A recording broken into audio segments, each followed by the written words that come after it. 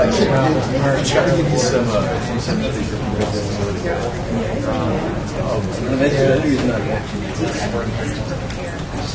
some point, get out. So the rule is make sure you stop at the house. It's like a person's car.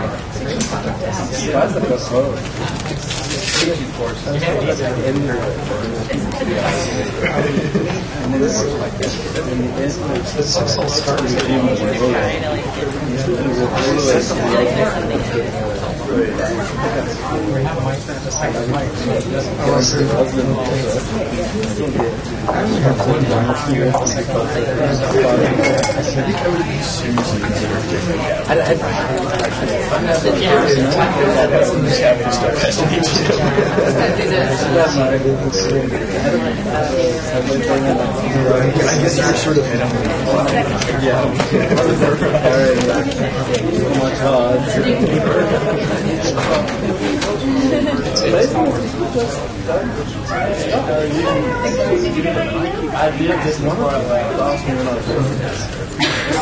Yes, I am. Yeah, where I was coming from. Right. Exactly. Maybe that area they use credit. Yeah.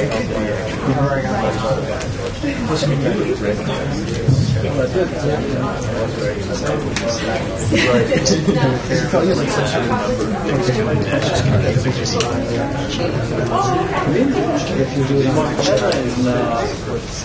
gone into the For the students in the class, just two quick things. A reminder that is on Wednesday from 2:30 to 4:30 as opposed to Tuesday from 3:30 to 5:30. And second, for the 3-credit students, your final outlines are due next week. So before we start the full session. So any questions out of administrative?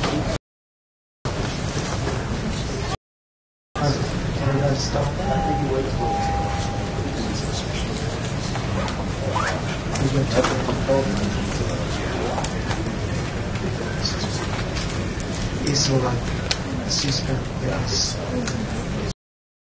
I'm sure I introduced people just say.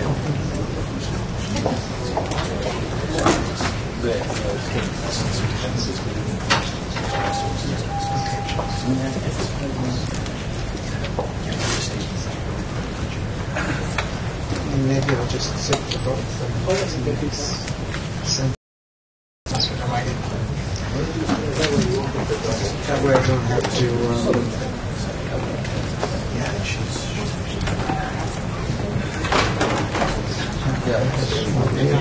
Oh, we're pretty good at this. Very good. I think so. Okay. Yeah.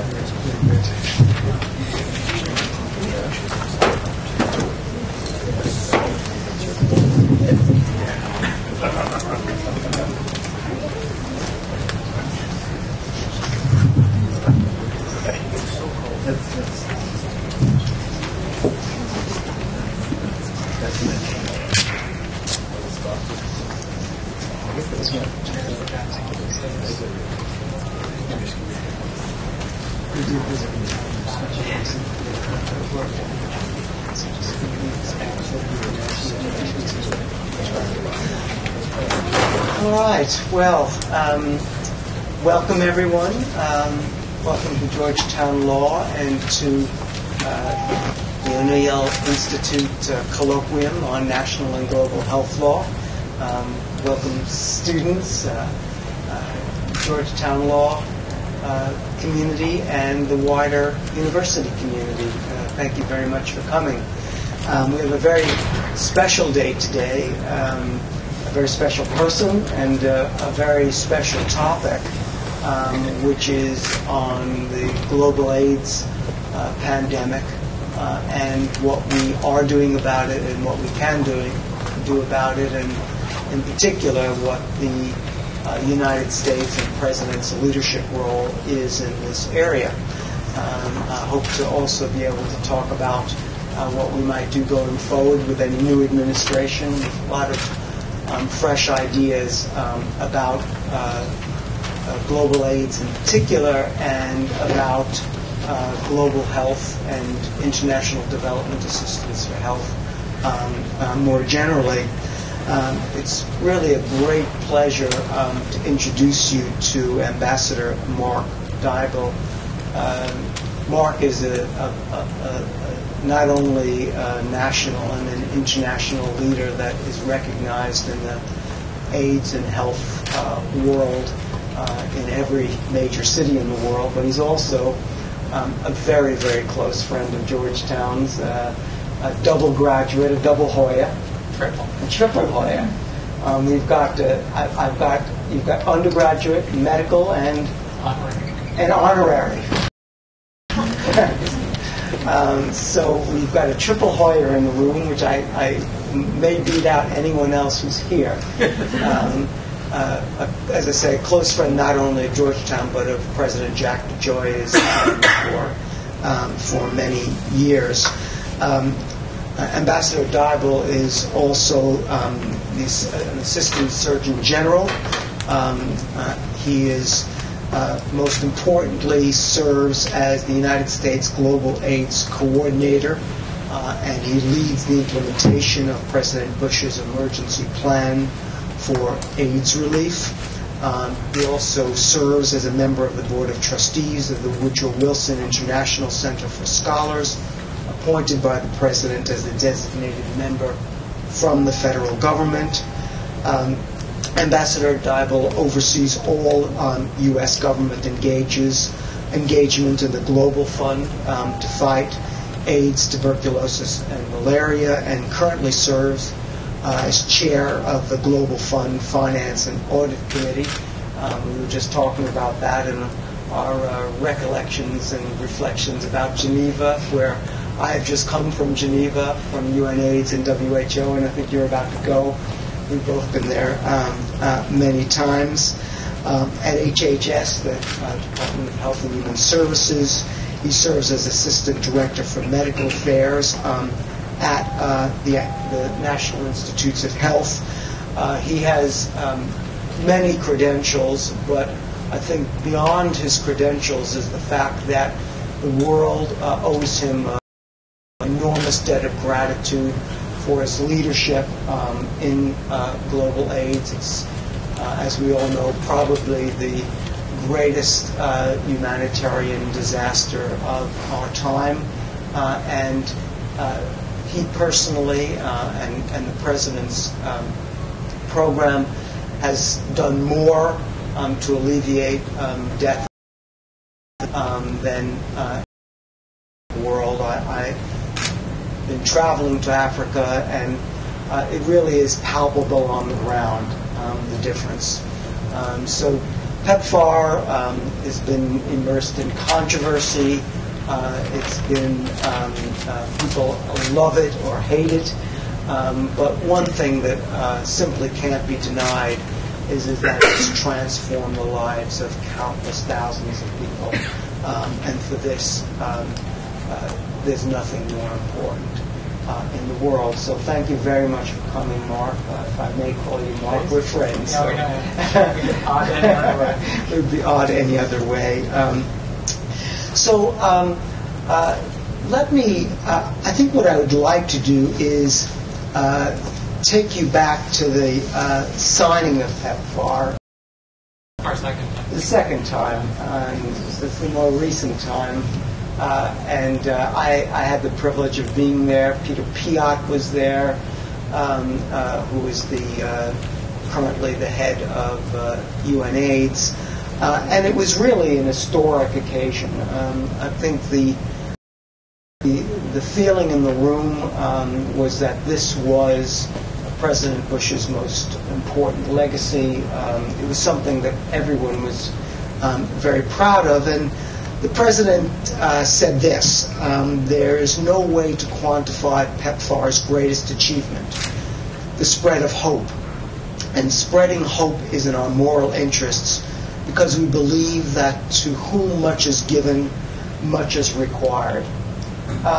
Just tell me about that on the most humanitarian level, about what Pepfar means to you. I'm starting with lots of softballs, but I'm going to get hard as we go along.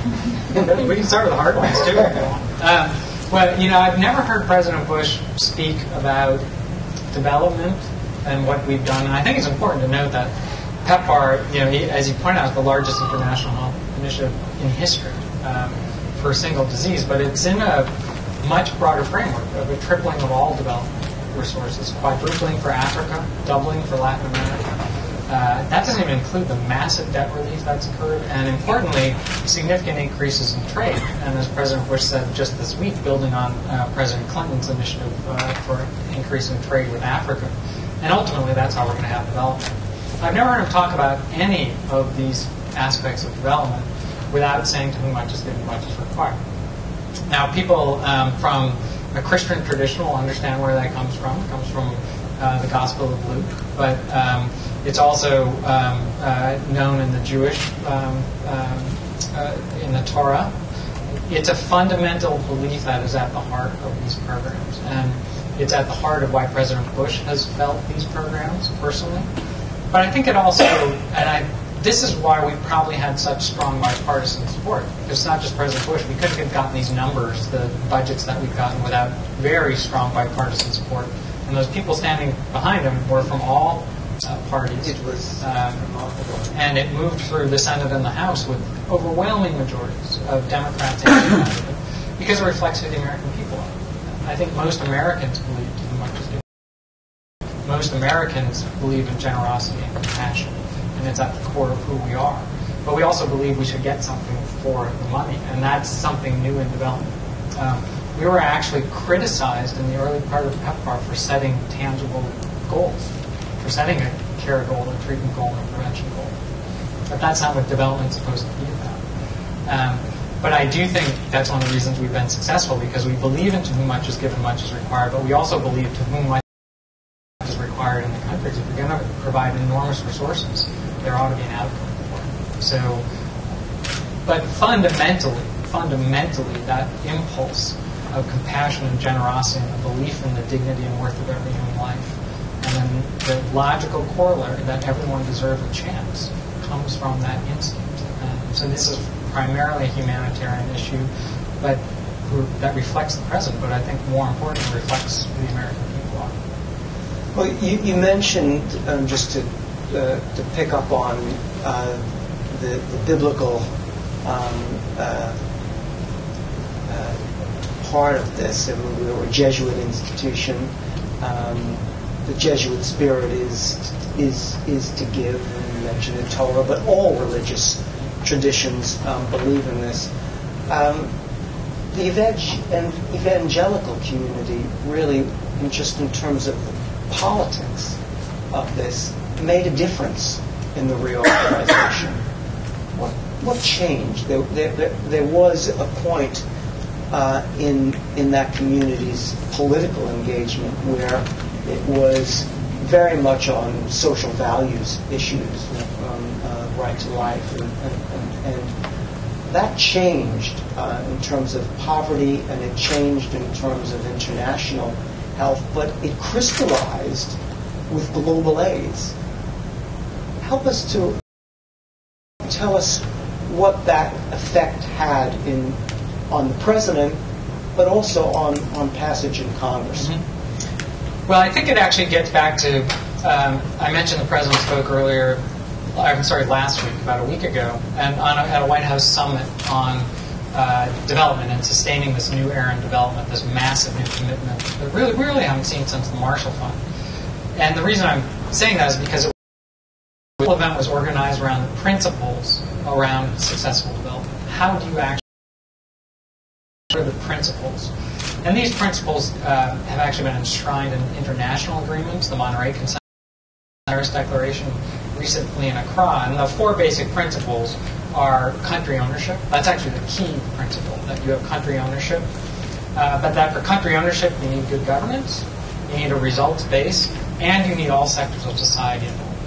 So in the past, a lot of development has just been the public sector, government to government.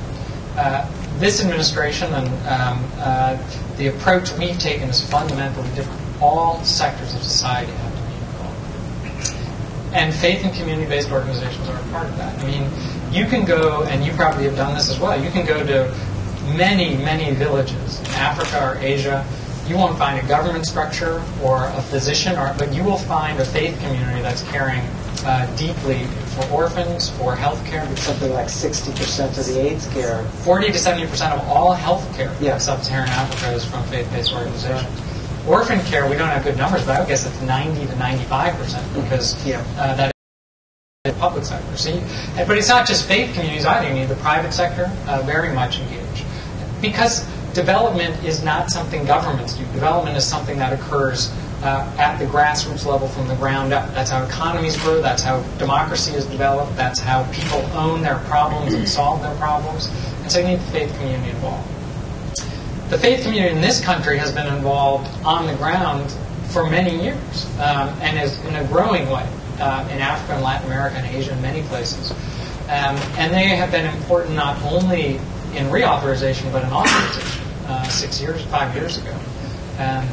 And they played a key role among other constituencies. So many constituencies supported the first authorization and the reauthorization, and it really was based on those principles. It was a sometimes strange bedfellows of the traditional HIV/AIDS non-governmental organizations and advocacy groups, faith-based groups, the private sector, and all were very much engaged, and all played an important role. There's been a lot made of who got the president to get involved with this, and I've heard, the evangelicals and that they're the ones who got him to do this. I have never had this conversation, but I don't believe it. I mean, in this town, everyone takes credit for everything they possibly can. In fact, someone once told me we could take care of all the orphans in Africa if everyone who's taken credit for Pepfar adopted one of them. And there's no doubt that many organizations had a role in moving this forward, including the faith-based organizations. But I believe, having spent time and been very fortunate to spend some time with the President and Mrs. Bush, that this comes so deeply from within him that, yes, people had to inform him about the HIV, but no one caused this to happen other than the President. And I can tell you from day one, we would not be where we are today without his personal engagement. And that didn't come from anywhere else. That came from him. And I worry about that going forward. I mean, it's impossible if you don't know how governments work, and particularly how Washington works, to know how much that personal engagement. Someone can care, but if a president's not asking his staff or her staff on a regular basis what's going on here, well, I never brief him. I walk in and he starts asking me questions. So the next president not only has to care about HIV, but they need to be personally involved because this can slip off the tracks pretty readily. But I don't think it both came presidential candidates, of course, were sponsors. Absolutely. Both were co-sponsors of the bill. Senator Obama's almost gone out of his way to talk about Pepfar when he's asked questions. Senator Biden was the floor manager in the Senate to move the bill through, and he was one of the people standing behind the president when the bill was signed. He was absolutely critical. Chairman Berman was right up there. So, but supporting it is different than being personally engaged. And now maybe we're at a point, we've evolved to a point where it's so solidly embedded that you don't need that personal engagement. But if we didn't have that personal engagement in the first 2 years, if people in agencies didn't know that the president was going to be watching it, we would have had a very different outcome. Yeah, and the surprising thing is that if you looked at the beginning of President Bush's 2 terms, you didn't see this coming. This wasn't some part of his agenda going in. Now, we talked about presidential engagement. So it's an authorization of $48 billion. With this banking crisis, with the financial crisis, is there any risk, you think, and a new administration that this won't be fully funded? Well, I think there's a global risk, and there's been a lot of discussion. You probably heard it when you were in Geneva. That's all they were talking about, World Economic Forum, and so. A lot of concern about it. I think there are a couple things about the $48 billion that is important to understand. First of all, to just stay where we are is $30 billion. We're at $6 billion in 2008, so we have the budgets for $6 billion times 5 for the next. That's $30 billion just to stay where we are. The authorization is $39 billion for HIV/AIDS, $9 billion for TB and malaria. So it's a $9 billion increase. which is a lot of money, but it's not what people are. It's not the 40 billion or so that people are thinking is out there as an increase. It's about 9 billion increase for HIV/AIDS. Yeah. I would anticipate continued growth in the program, but not at the $1 billion a year rate that we've seen for the last couple of years, because the program's been a success. And programs that have been a success, and I've heard this over and over again from members of Congress and also from around the campaigns, that programs that have been successful will do well. The programs that are going to have to watch themselves are the programs that have been successful. But that's appropriate. I mean, there's actually opportunity in economic challenging times when you actually have to watch your program, stay focused, integrate. There's a lot of pressure on us now, appropriate pressure to integrate all of our development programs in a more effective way. I actually think this is an enormous opportunity to improve our development approaches, an enormous opportunity to save more lives, and we should look at it that way. And if we can show the impact, and if we can continue to show the results, it comes back to who the American people are, what economic crisis or not. Fundamentally, compassion and generosity if you get results. I think the other piece of it, and one that Secretary Rice, President Bush, and Steve Hadley, the National Security Advisor, talked about last Tuesday, is we need to be careful, and I think Secretary Rice's line was a very important one. Development, lifting people out of poverty, should not be, and cutting that should not be considered an austerity measure. If there's anything the last couple of weeks have shown us, it's that we are in a global economy. We're all linked politically and economically. So if you think about just our own interests, let alone the humanitarian, think about our own interests. If we do not have long-term economic growth, if we do not have long-term economic and political stability, that is directly against our interests. So to us, the last couple of weeks have actually shown we need to be looking outward even more, not inward. We need to build a stable future of geopolitical and geoeconomic stability. And that requires more focus on development. Yeah. Well, you've raised a lot of issues that I'm going to try to tease out. Let me just try to take them one at a time. When I was in Geneva, there was a lot of concern that the first thing to get cut in an economic crisis is health. That health systems within countries get cut, and international development assistance for health get cut. So this is an acid test of that, and Pepfar is an acid test of it. I also want to spend some time thinking about how a new administration might focus more on international development assistance for health, like having a cabinet level appointment. And let's face it, during the campaigns, one doesn't hear much about it. It's U.S. healthcare system reform, and even that's gone to the bottom because of the banking crisis.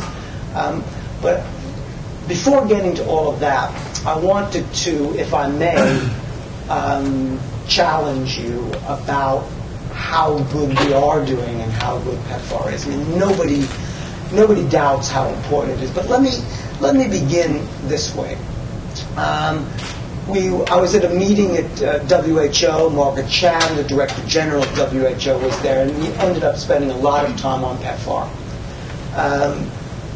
A prominent person from the U.S. said, well, Pepfar was transformational, President Bush was transformational, and part of the audience really resonated to that, because as much as people outside America like to hate America, they also do see us as a beacon, and they really want to hear that we mean well.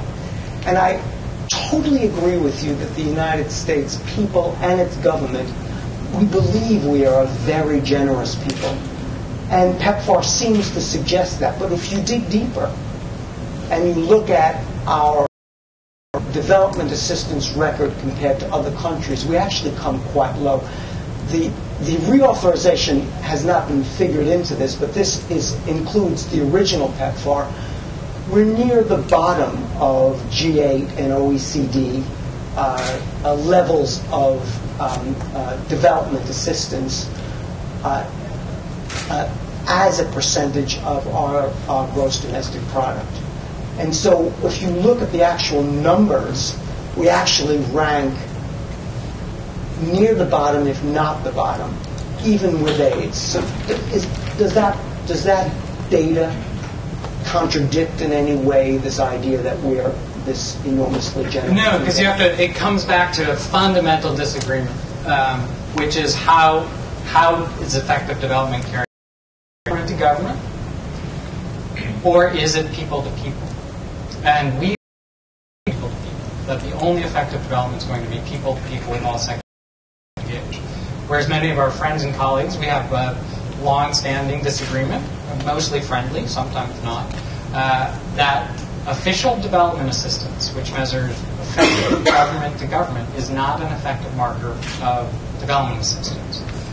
In fact, we should get rid of the term assistance in our view, because it's actually kind of old school donor-recipient approach. It's support and partnership, and it's people to people. So if you look at resources that come from the United States to developing countries, official development assistance for us is 10% of the resources that come from this country to the developing world. Because from other sectors, from individual contributions, from non-governmental sector, which they raise on their own, from the private sector, from remittances, it's a huge amount of money that goes 9 to 1 that goes compared to our ODA. Whereas for European and other countries, it's all ODA. There's no national, individual sense of responsibility. And that personal sense of responsibility, that personal sense of contribution is something we have because we look at it people to people, not government to government. Which is why we've never accepted that ODA calculation, because it, to us, fundamentally misses those principles on how you succeed in development. Now, even if you include those other things, we still don't get up to the, say, 1% of GDP that some of the Northern Europeans come. Right. But you also think about where we are in development. I mean, 1% of some of these countries' GDP is a single program in Pepfar, a single aspect of a program. In gross amounts. In gross amounts. If you talk about 1% of the U.S. government, of the U.S. GDP, you're talking about $50–60 billion. To be honest, today, there is no effective way for this country to spend $50 or $60 billion through government channels. It would largely be wasting money. So I think it's a good point, and we certainly need to talk about and look at ODA, but I think you need to take a much broader picture. And the fundamental question is, where are we going to go with development? How are we going to succeed? And talk about that.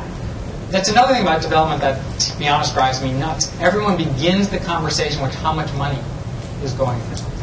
And, unfortunately, ends the conversation with how much money is going for something. Again, it gets back to where we started with Pepfar, that results-based, those goals for prevention, care, and treatment, and the criticism we receive from the development community for daring to set goals on what you're going to achieve with the money.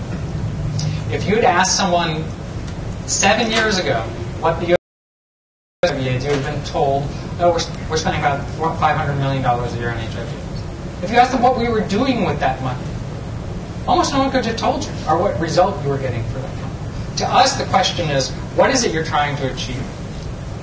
And are you dedicating the resources to achieve it? And how are you doing it? And people to people, not government to government.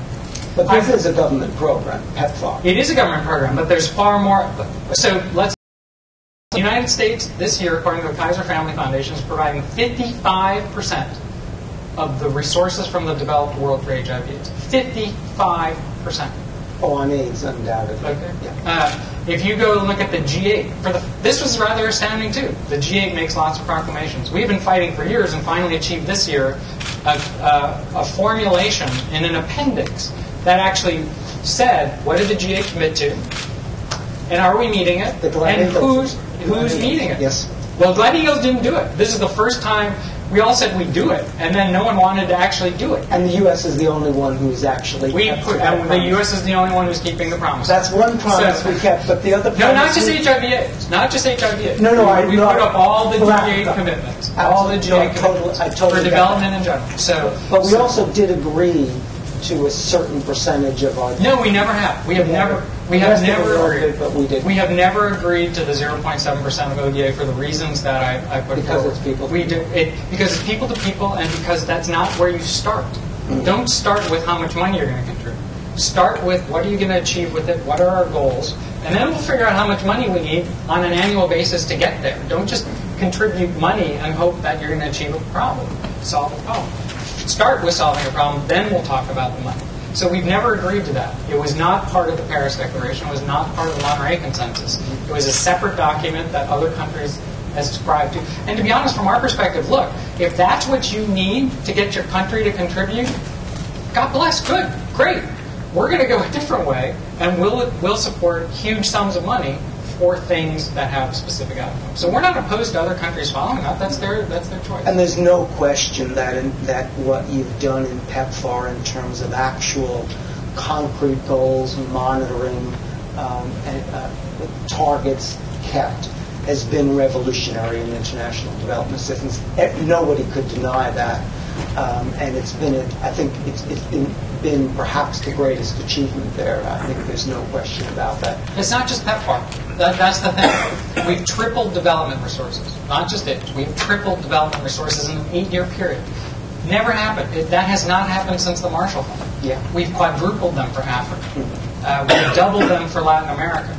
It includes Pepfar, yes, the largest, but it also includes the Millennium Challenge Corporation, one of the most innovative approaches to development. It includes the President's Malaria Initiative, the Justice Initiative, the African Education Initiative, the International Education Initiative.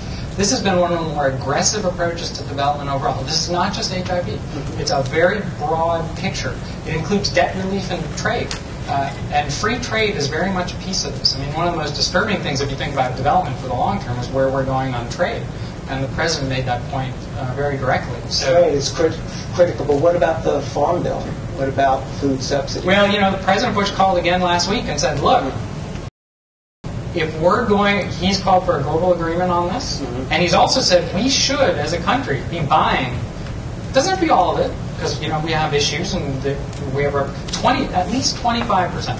Please, just 25% of our foods support ought to be purchased locally. What better way to develop the local environment than to use 25% of the resources, not just but buy at the moment, we actually surpluses, buy it here and ship it there. Because we And can't undercut the African farmers. Because we cannot get agreement. We're trying to lead and do that, but Right. we cannot get agreement in right now to do that. So it's a big problem, and so we're going to have to work on all of these things. Now there are reasons for that, and you can't just dismiss the reasons behind it. People make persuasive arguments that look, development doesn't have a whole lot of support in a lot of areas, so it's a good way to get support for development. So you've got to weigh a lot of things. It's not these are good guys and these are bad guys. Yeah. There's a lot of black. There's not so black and white on a lot of these things. There's a lot of gray, but where we're going is a fundamentally different approach, and we hope that the next administration and next Congress pushes forward with some of the principles. Now, forgive me for being persistent on the ODA, because I totally get the point that it's people to people, but the One campaign doesn't just look at the amount that's given. They actually rank aid effectiveness. And it surprised me because I know programs are extremely effective, but they rank the United States tied for last with Italy in terms of aid effectiveness. Now, a lot of it maybe had to do with a lot of our development assistance goes to places where we have political or military entanglements, Afghanistan, Iraq, the Middle East, and the like. What is your view of the One campaigns? I actually haven't seen it. I have to look at it. I would certainly say historically it'd be tough to defend a lot of what we've done effectively. Not that it hasn't been effective, we just haven't followed it to tell you. I mean, if you can't answer the question, where did the money go and what did you get for it, it's pretty hard to say it's effective. Now, if you go into the countries and see some of the programs, you see the effectiveness, but it's hard at a 30,000-foot level to see it. We're also awfully careful about what we claim we do. So I don't know why those numbers show that, but I wouldn't be surprised. Although, to be honest, I've seen the way a lot of other countries do it. I've seen how they got a much higher ranking. So I think in general we have a big road ahead of us to reform development. If you think about it, and this is totally my own theory, it has nothing to do with the administration, I'll probably get yelled at for it. Good, say it, Ben. Effectively develop the impulse for development in general, not the too much is given, much is required, but the two fundamental things: the cold colonial guilt. Yeah. And neither of those particularly cared about effectiveness, and neither of those approaches particularly cared what you got for it, other than someone in your sphere, or feeling good because you did some pretty terrible things in the past and you wanted to atone for it. That is how we got an era of donors and recipients. And in a relationship that is donor and recipient, it's really not effective. It is a fundamental worldview where we are coming to help poor and uneducated people, which is incredibly insulting and paternalistic. And you're not asking for much because there's something else. It's not the development project itself. Now that's certainly why people who went into development went in for very altruistic reasons and are extraordinary people, but in a larger picture, what we're trying to do is shift away from that donor and recipient approach. We would like to get rid of the use of the terms donors and recipients because it is the wrong formula. It's really about partnership between people. And you've seen these people. I mean, we're not coming to help poor and educated people. We're supporting some of the most extraordinary, talented heroes who will take $50,000 and completely change their community. That's the relationship we want, and that's where we're trying to get from. But we've got to get away from the old development approaches. And our developmental institutions were built for those old approaches. They're not built for these partnerships. And more than that, these partnerships have to be people to people. We really have to get to the grassroots, to the village level. A lot of development in the past has stopped in the cities, despite the fact that 80 to 90% of people live in the rural areas. You've got to get out to the communities, and you're not going to get to the communities unless you use every sector of society. And these are fundamental tensions when we go to development meetings, where people just want us to give all the money to budget support to the government, or just look at public health systems. Even though all the data tell us that if you just do public and not community, you will be far less effective in your approach. So I don't think there's any question we have an enormous amount of progress to make in our overall development approaches. But we think in the last 8 years there's been a huge, huge shift. But it's driven by principles, which gets me back to the ODA. I mean, don't talk about money. Talk about principles and how it's going to be effective, and then you can talk about the money. But first, begin with how you're going to make it effective, and then start talking about the money and where it's going to go, and then follow whether or not you're getting what you got from it. But it's that shift in principles. It's that shift to country ownership, to good governance, to results-based in all sectors. That's the future of development. I love it. I absolutely love it. Setting aside the humanitarian issues, which are clear, I think, and any American instinctively understands, sees the suffering of children and young people in Africa and other places, and with respect to AIDS and other diseases, and gets that. But is there a higher strategic importance here? One of the things that really struck me at an international conference I went to, where the U.S. approach in terms of diplomacy and the approach of China were put in stark contrast. And this is what was said, and I think Pepfar may be a stark example of it. It was said the U.S.'s approach to diplomacy is one that tries to export our values. They're good values. It's freedom, liberty, democracy, opportunity are critically important. But we export our values, and yet we get beat up for it. People say, well, that's your values. You know, we don't need democracy. We need something else. Now, China has taken a completely different view, thinking particularly in Africa, where they don't care if you accept China values. They're basically building infrastructure, transportation systems, electricity systems, and the like. And as a result, they're making a lot of headway in terms of diplomacy in Africa. We sometimes, we're not liked. Certainly not liked as much as we would like to be. So just in terms of global health diplomacy, reflect on all of that, and then bring Pepfar's strategic position in as a way of trying to think this through. Well, I think it's back to what we just talked about, which is an approach to development that's based in donors and recipients, where the approach is, these are our values, this is the type of program we want to do, we're going to go do it. I mean, I've been to numerous countries where the government had absolutely no idea what the American people were doing with their resources in their country. That's pretty frustrating. Oh, it's dreadful. Yeah. It still happens in our program where, we get reports back in and I ask, so what did the ministry think about this? Oh, we didn't check. You can't do that. That's fundamentally shifting towards full partnership. And, you should have disagreements in a real partnership. There's no relationship worth anything. I don't care if it's a spouse, a sibling, a friend, where you don't have disagreements. You're supposed to have disagreements. It actually, lack of disagreement or lack of willingness to exchange your values is donors and recipients, where people accept that you're there because they want the money and want the activity, but don't really understand who you are or what you're doing, and you don't take the time to understand who they are, you're just telling them what to do. That's how we have done development for a long time. Now, I don't want to make people who did development sound terrible. They were doing it. It was just a different approach, different era. Everyone who was doing it cared deeply, and that wasn't the issue. But we've got to shift towards trying to understand each other and each other's values. You also have to respect each other's values. When you're working in another country, they need to respect our values and we respect their values. And that's what we're trying to get to. Now, we're a long way away, but it's begun.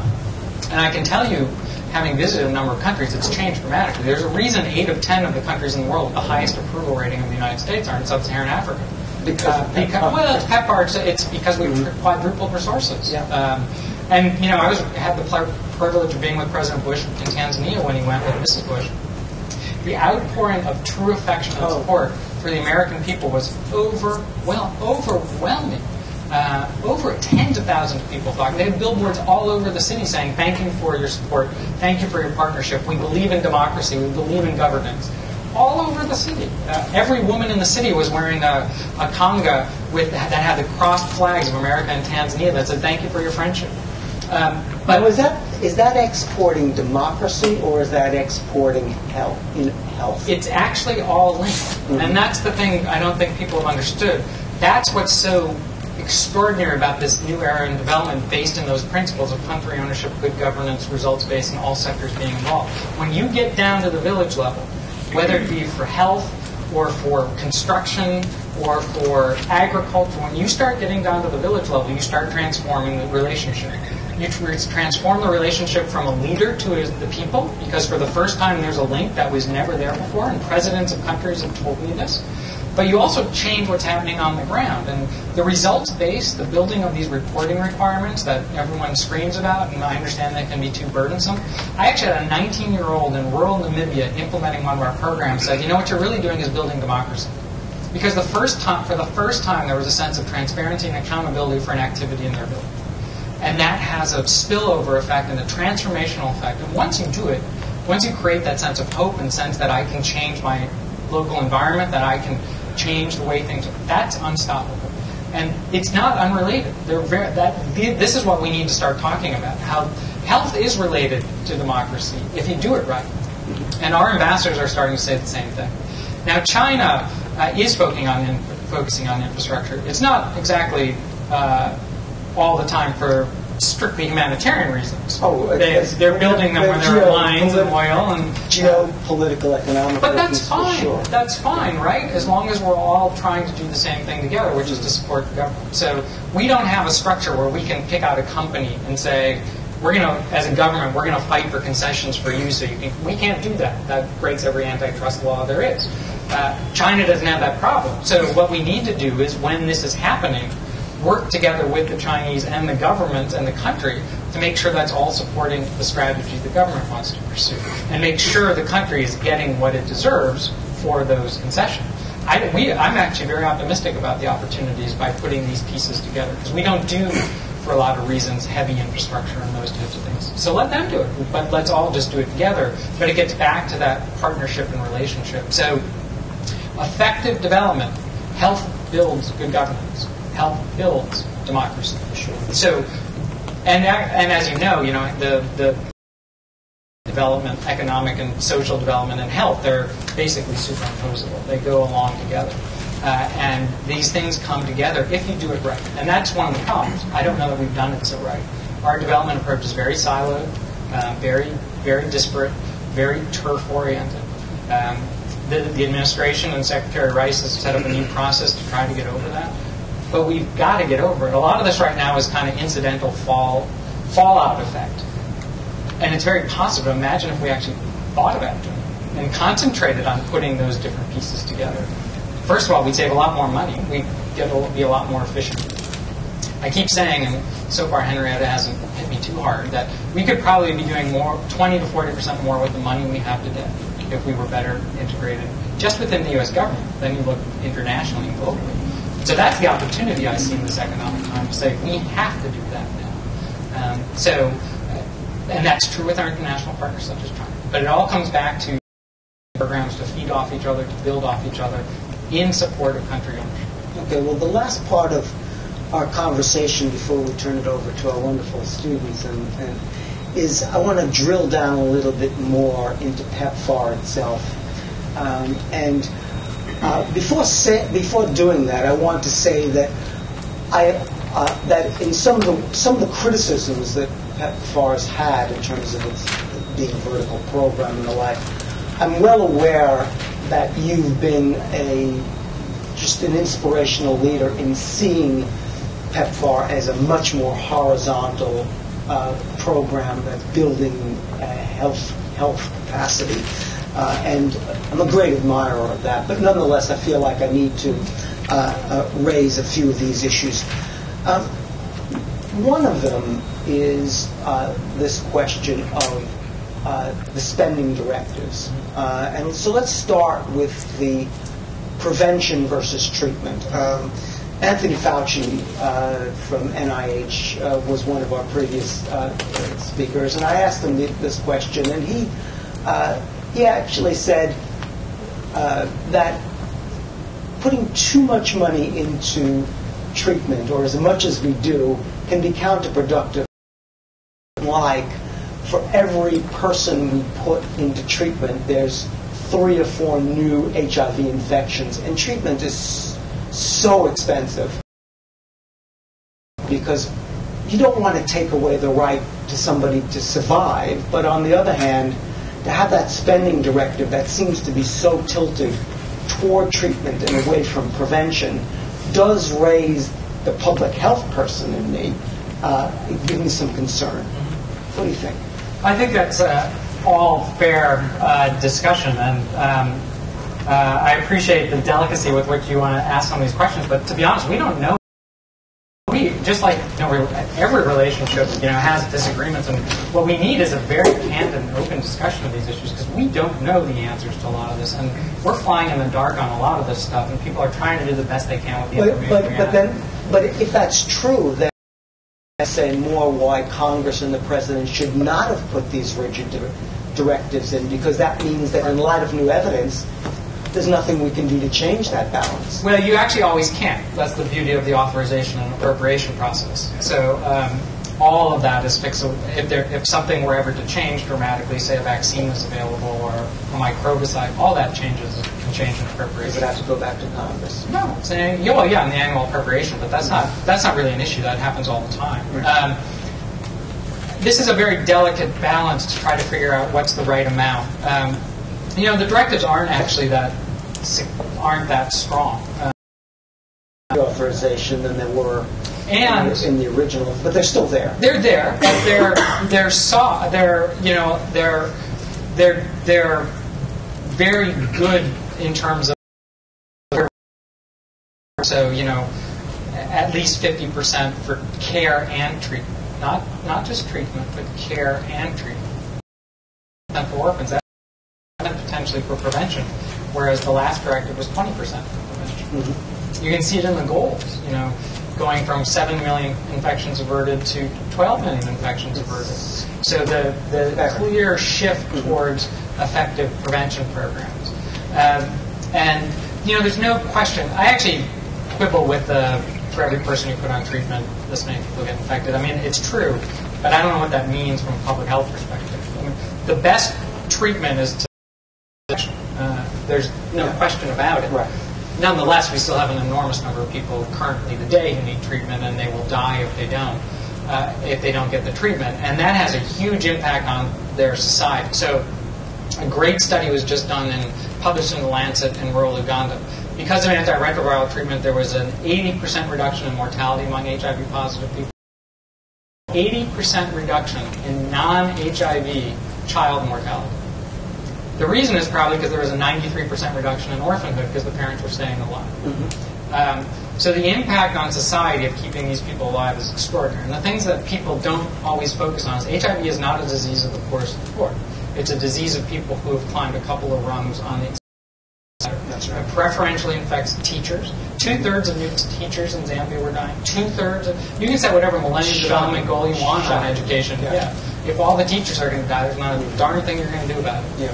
Healthcare workers are preferentially infected. 38%. 38% of the loss of healthcare workers in Zambia was from HIV. Swaziland's losing 4% of their nurses on an annual basis. That was just there. From HIV. So you can set whatever Millennium Development Goal you want on maternal health and child health. All your healthcare workers are dying from HIV. You're not going to get there. Peacekeepers are preferentially infected at huge rates, sometimes 2 to 4 times the rate of the general population. You know, South Africa had to go to, I think it was 3 battalions to find one healthy one to go to Sierra Leone for peacekeepers. And Africa provides 37% of peacekeeping forces. If you don't get AIDS right, we're not going to get any of development right. People alive. But we do better if we prevented them from needing the treatment to begin with. So how do you balance all that? The directives allow you to do what's necessary to create a program that's effective. I would also begin with what we talked about before. Prevention, we are so far behind on prevention compared to treatment in terms of thought, scientific approach, scale, compared to treatment. Now, some of that is because it's just inherently a more difficult thing. It's a far more difficult science than measuring the CD4 cell count. But some of it is we haven't really tried to fix it. And we're using the same approach that we were using 20 years ago. So we're trying to do a revolutionary new approach of let's not start with the money. Let's start with what we want to do and what's going to be effective, and then we'll dedicate the resources that are necessary. But up to 40% can be dedicated to prevention. And again, if there are changes, there is no question in my mind that any president or any Congress, if we find a radically shift in that direction, as we've done with male circumcision, we're dedicating $40 million. Well, I was going to ask about male circumcision because it's the one prevention tool that's here now that wasn't. For those of you who don't know, there were 3 randomized trials in sub-Saharan Africa showing 50 to 60% reduction in risk of circumcised males. So, but there were all kinds of cultural and human rights issues there. So the United States comes in and it appears to be proposing or endorsing male circumcision in areas where it's not culturally practiced. It can be a problem. It can be a huge problem. And when you're talking about dealing with reproductive organs, people start to get very sensitive and can come up with very strange theories about why you're doing things. Just like the theory that we created HIV. I mean, you can to wipe out a race. It's a very complicated thing. That's why we've pretty much set the policy that we will only support male circumcision where the local authorities are supportive of it or not against it. So, for example, in Kenya, the Luo Council, there are 2 major tribes, the Kuru and Lua. The Lua do not circumcise. The tribal council met, but they refused. They did not endorse male circumcision, but they would not say you shouldn't, to leave an opening. So that allows us the opening to expand, and we're working to rapidly expand up in an area where there are a lot of Lua, because Nairobi's heavily circumcised, 80 to 90%. I also find Nairobi has an infection rate of about 7 to 9%. So it's hardly a completely fail-safe approach, but it's an important approach, as long as you have behavior change as part of the components as well, that people don't feel completely protected. The United States is so far out in front of male circumcision. We in the Gates Foundation are really leading the global Gates is doing a lot. What about the Global Fund? Are they involved? Well, they're completely dependent on the countries to come up with their plan. They really can't direct those types of things. So we're working to direct them. I think this year we're dedicating $60 million to male circumcision. It was 0 2 years ago. It kind of shows that these directives don't get in the way of doing what makes sense as things evolve. But it's going to be a while in some countries. Taking dual track, which is important, infant circumcision, which is great for 20 years from now. but also adult circumcision where it's possible. But it is a very culturally sensitive thing that you have to be careful about. You have to go through hutlas in Botswana and tribal councils in other countries to get the buy-in before you go do it. But then you also have to do it in a medically safe way. You do. If you don't do it well, you can actually cause more harm than good. Or if the male engages in sex during the healing period, you can spread lots of virus. Lots of virus. So you need to ensure that your educational programs are keeping up with the circumcision so that men don't think they're completely protected. And the math is simple, right? So you reduce the infection rate by 50%. Well, in the last couple of years, one of the reasons in Africa we've seen a significant leveling off or decrease in HIV is the young men are reducing their number of partners by up to 50%. If they go back to where they were and double their partner, benefit of the. So you've got to keep up the behavior change messaging, which has worked, right? In the studies, people have maintained. People have maintained. Although in one message, public health campaign in Swaziland, it said, "Get circumcised, reap the benefits," and there were problems. Yeah, there were problems. So I think most people who think about Pepfar, they accept your points about prevention and treatment and the flexibility, and they also appreciate the new flexibility of the reauthorization. And there's more flexibility in these other areas as well, but they get people's concern, and you know what I'm about to say. The abstinence and faithfulness, not so much directives now, but in terms of its the preference. And the prostitution and sex trafficking provisions. Explain those, and then do some thoughtful self-reflection about them. We got the bill passed. Important reflection with a lot of competing interests. I think there's.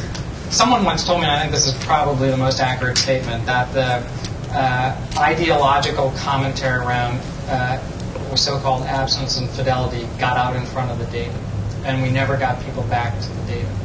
And I think the new law gets it fairly close to right, because it differentiates between the types of epidemic and applies epidemiological evidence based on the type of epidemic you have. So in the early days of the epidemic, what were the successes? Senegal, Thailand, Brazil, Cambodia. What did they do? Massive targeting of people engaged in prostitution and significant condom provision. Also reduction in frequency with which men went to utilize prostitutes. Big success. Those were concentrated epidemics. 90% of the epidemic was among those people. What we did was take those scientific data and in a completely scientific, misappropriate way, applied them to a generalized epidemic. So a generalized epidemic is where the people in this room are the highest people at risk. Now, maybe some of you are engaged in prostitution, I don't know. But in general, it's young people from the age of 18 to 24 who are the most productive and reproductive parts of society. It's not a concentrated area. And the data here are overwhelming. Where we've seen reductions in prevalence, Kenya, Zimbabwe, parts of Ethiopia, parts of Zambia, South Africa, parts of South Africa, Nigeria, everywhere it's been looked at, impact has been seen with fundamental behavior change in 3 ways. Delaying when you become sexually active. Now that's what abstinence means, delaying when you become sexually active. I know of no programs that are trying to get 45-year-olds to be abstinent, and certainly not married couples to be abstinent, except where the people themselves choose that course. There are some college programs because they're a group of people who come together and decide they want to do that. But most of the programs are targeting 7 to 10-year-old kids to say, basically, delay when you become sexually active, abstain from sexual activity. That's the message you give a 7-year-old in a generalized epidemic or anywhere else for that matter. Fidelity. The other thing we've seen as a significant impact is reduction in partners. So as I mentioned, 50% reduction in male frequency of partners. By the way, we've also seen secondary abstinence. People who were sexually active no longer work.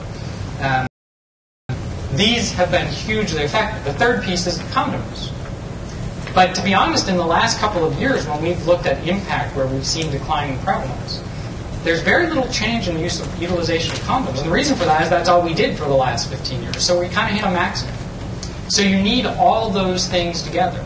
And it involves very complicated stuff. You know, a catchphrase, it's an easy catchphrase, like we use many catchphrases for many things, for very complicated things. Changing fundamental human behavior. Dynamics. ABC, abstinence, be faithful, correct, and consistent condoms. But it's a catchphrase for very complicated stuff. Transgenerational sex, how you deal with older men who prey on younger women. Terrible. Yeah, we've got some great programs targeting that. This program in Tanzania is fantastic. Targeting gender inequality, because that fuels a lot of the imbalance between the number of young women versus young men that aren't affected. Dealing with possibly socioeconomic factors. We've begun some pilot projects to look at whether or not providing microfinance and other financial building, particularly for girls, will have an impact on HIV. We actually don't know that. It could be beneficial, it could be detrimental, because as I mentioned, people who climb a couple rungs on the socioeconomic ladder actually are more prone to infection, or it could be neutral. If it's beneficial, it's our role to do it. If it's not, you should still do it because it's women's empowerment, but that's not our role. So it's a very complicated approach. Getting back to the point we talked about before, our approach to prevention is just old, and we're not using the right partners. So we have this great new public-private partnership called HIV-Free Generation. We're formally launching it in Kenya in December. That basically says we're talking about fundamental generational behavior change. These aren't, I love universities, but universities come up with the data, but they're not really good at making messages. Our NGO partners are not particularly good at making messages. The private sector is. Companies live or die on whether or not they change behavior. And they also live on die on whether or not they can measure it. So marketing research. If Coca-Cola introduces a new product, they will tell you in 2 weeks if people's behavior changed to purchase that product. It takes us 7 to 9 years, maybe looking at a demographic health survey, having implemented a program. Did it have an impact? I don't know. We can't tell anything. So we're going to use not only the expertise for the messaging, even though we will provide the content, they'll provide the in-messages, but also the marketing research. But then also linking it to cool opportunities for kids. Internet cafes. We're creating a video game that teaches prevention, care, and treatment. The people who created them, Warner Brothers is creating this video game. It's going to be state-of-the-art stuff to teach kids prevention. We've got to get into the 21st century. Text messaging, novel approaches, kid-to-kid stuff. We've got to get into the 21st century, and we're only going to do it through a public-private partnership, which gets back to the need to incorporate all sectors. So, and that's all ABC as far as we're concerned. Well, but just press you on the sex worker pledge. Basically, some people call it a gag rule.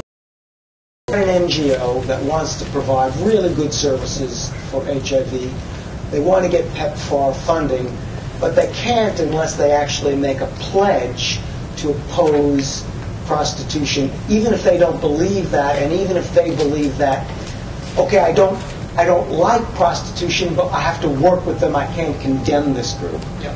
What do you have to say to that NGO? I understand. I do understand. Just as I understand the complexity and the disagreements around ABC, which we should have, because there's a lot of stuff we don't know and there's a lot of stuff we can improve. In this area, I understand the disagreement. But I think there are reasons for it. There is no question that prostitution and sex trafficking is helping to drive the epidemic. True. And there's also no question in my mind, but I do think we need more research on this, that a population that is permissive of prostitution and sex trafficking fuels gender inequality, which fuels the epidemic. I don't know how you are in favor of prostitution and sex trafficking, to be honest. So what is required is that you be opposed. But the opposition is not, this is something very important and Jesuitical perhaps. There's a difference between being opposed to something on a kind of philosophical major level and opposition on the ground. There is no opposition to the individuals engaged in these activities at all. There's a deep understanding of why they're there. People don't choose these occupations in developing countries. They're forced into them for socioeconomic reasons. They're trying to feed or educate their children for the most part. That's what drives most of this activity, or feed themselves. So to be compassionate and have a compassionate response, you have to deal with that human complexity. And that is why the law also says that nothing in the law should be construed to prevent prevention, care, and treatment services for people engaged in these activities. And that's how we've always approached it. Now, since this is a Catholic institution, I don't think anyone has any doubt where the Catholic Church stands on prostitution and sex trafficking. But for 2,000 years, the Catholic Church has been one of the leading organizations to provide services for people engaged in prostitution and sex trafficking. It is not, the fact that they are opposed to the practice in general has in no way prevented the compassionate provision of services at all. In a similar way, in this country, the first hospices for HIV-positive gay men were from the Catholic Church. And Archbishop Hickey, Cardinal Hickey, in this city started some of them, as you well know. I don't think there was any doubt about where the Catholic Church stood on homosexuality, but they opened hospices for because that's a compassionate response.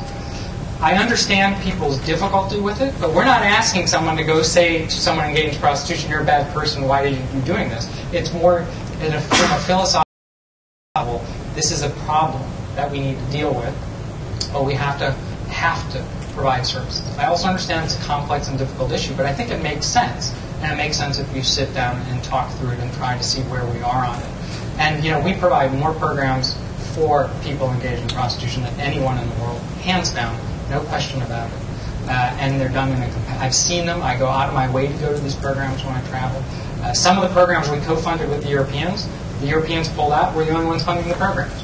So we believe in these programs. We will continue to support them. So on the free speech issue, we leave that to the courts. The courts have already kind of said, well, you're kind of right. They didn't say you were right. They just have a particular view of the First Amendment. Well, that's the court's prerogative. It's in the courts, and that's their decision. I would point the other thing out, too. We have not limited any organization from receiving funds. So to the extent that an organization does not want to receive funds, they make that decision based on their decision on providing services. We will provide services to any organization that wants services, but we think it's important to say, look, this is a problem for HIV, for gender equality, and in general. And but I understand this is a different experience. Okay, so let's just end with a very happy story. One that is, I think, a personal triumph for you and a triumph for our country. I remember maybe 2-3 years ago you came to me and you said, what can Georgetown Law do to help us remove the impediment to persons with HIV infection? We tried, we gave innovative ideas, but it didn't work.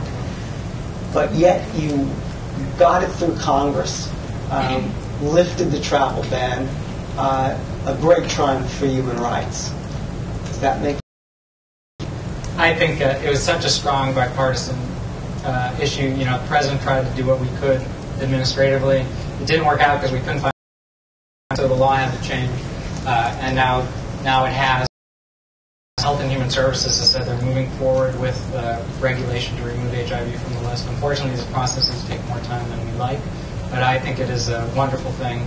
Certainly is reflective of where this administration and this president has been. I think where the American people are. So I think it's wonderful. And maybe in the near future, an international AIDS conference right here in America. I think it's likely to happen.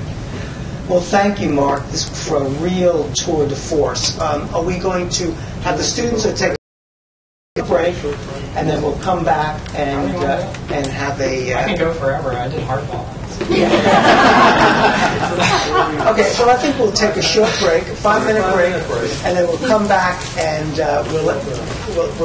we'll pass the baton to our students in the Georgetown community.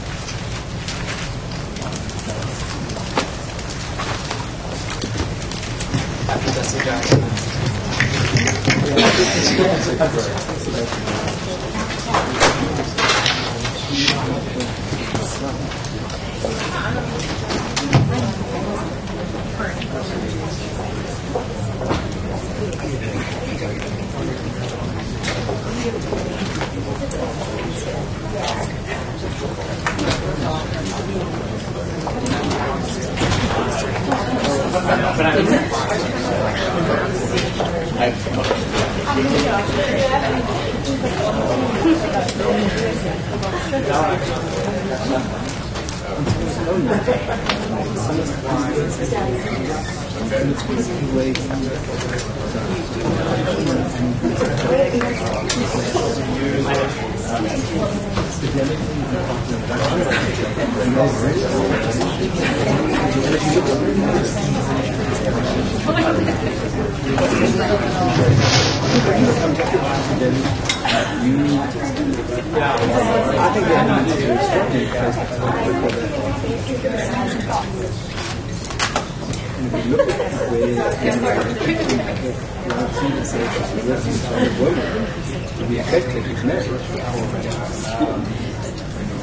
it's one thing to affect things and therefore not use prevention in the relationship.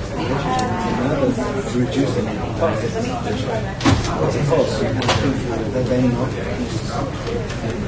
There might be some kind of overlap, but it's not the same. I agree. Well, no, I'm already talking to people. There are many good reasons. They're great.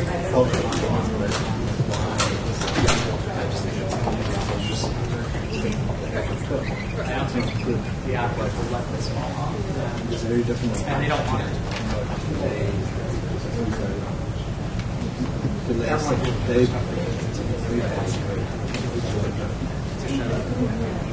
But I mean, it's not very many chemicals.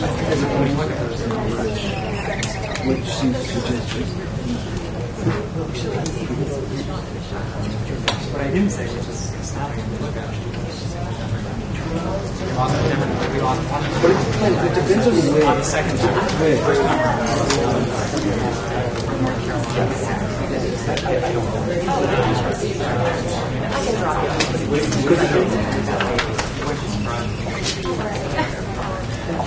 I mean, speak for once. You're close. I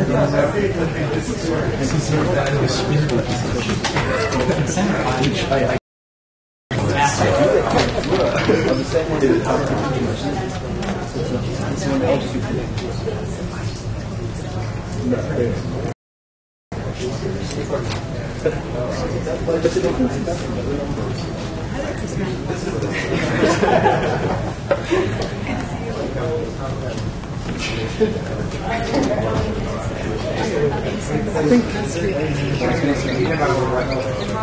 many people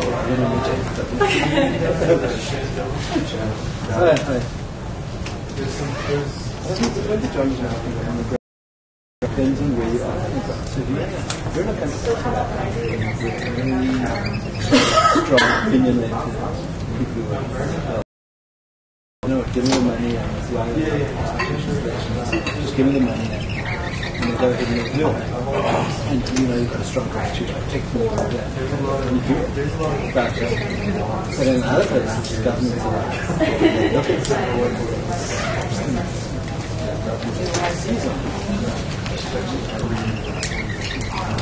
implement it in a way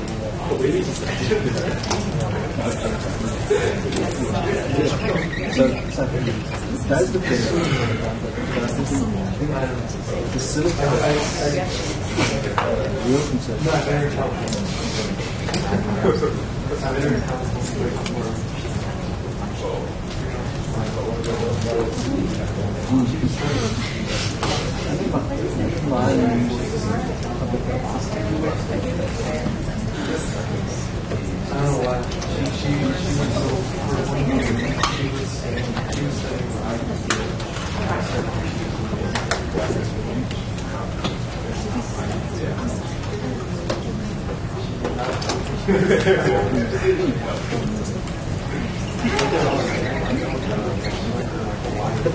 Yeah, I mean, there's no reason to continue working towards keeping the safe.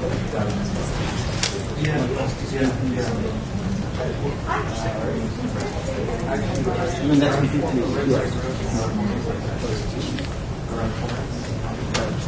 Change voice.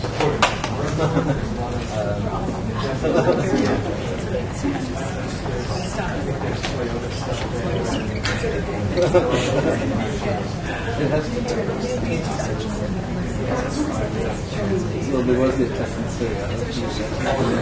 Take too long to resolve.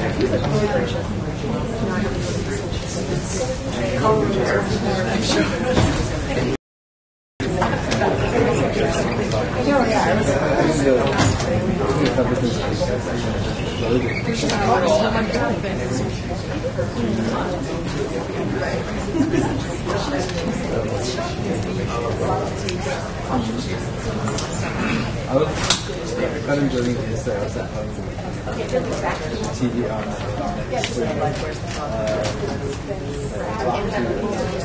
from Stephen's Trust. Jumped into the last and then I was like, I was so excited. There's no, I mean, he's can't win this. He was really looking.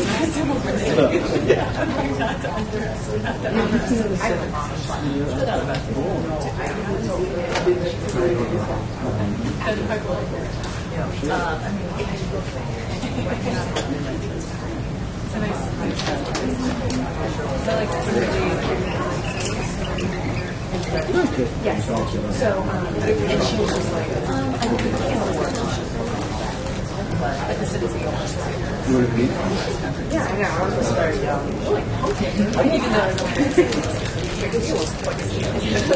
And this.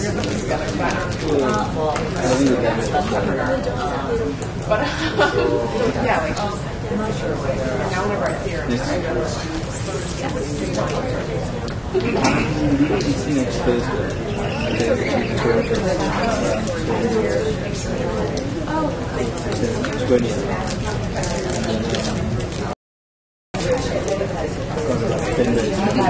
I fly home.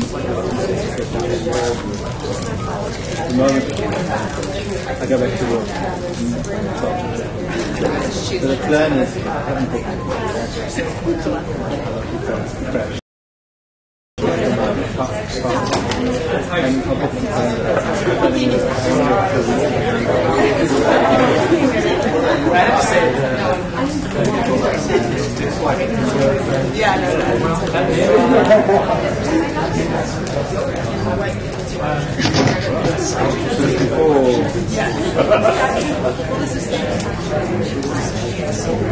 they don't go there anymore.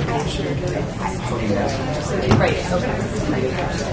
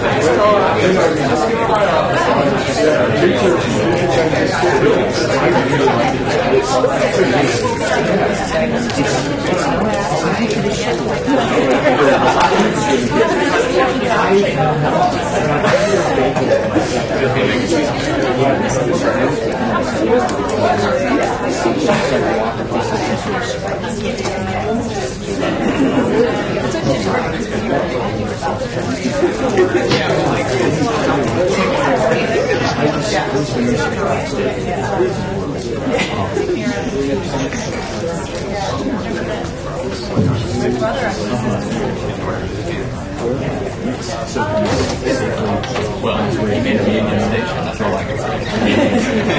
It's sort of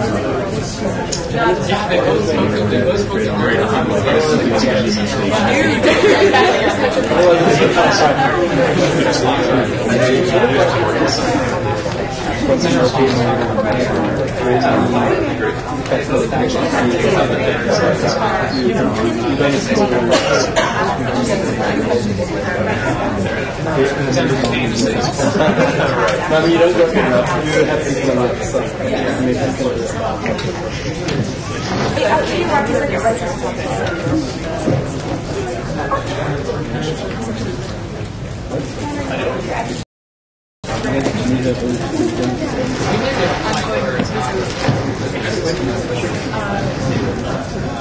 kind of less important in the early days.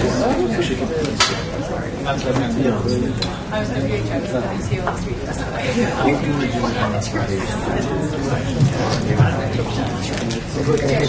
Okay, we're going to get started now.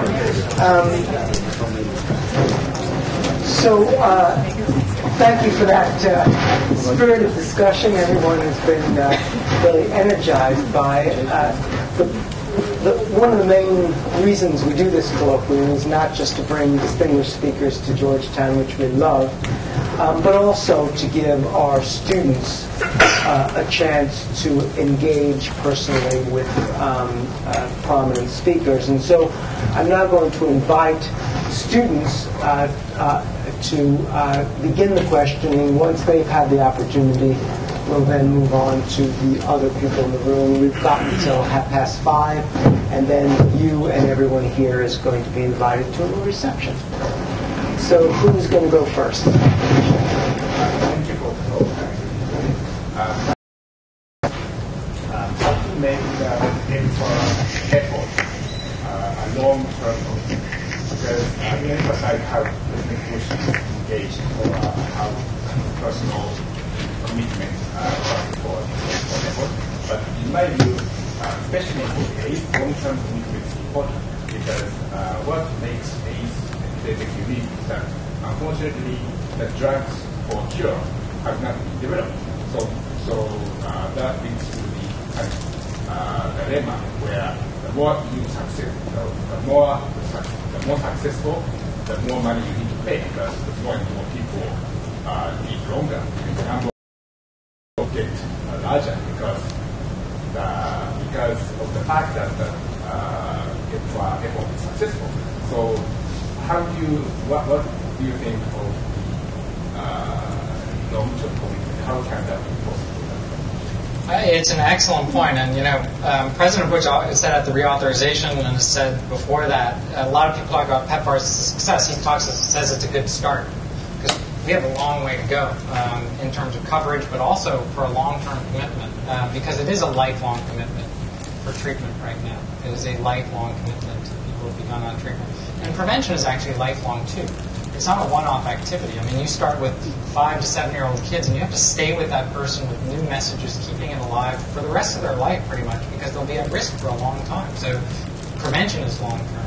Orphan care is long-term. These are chronic care systems.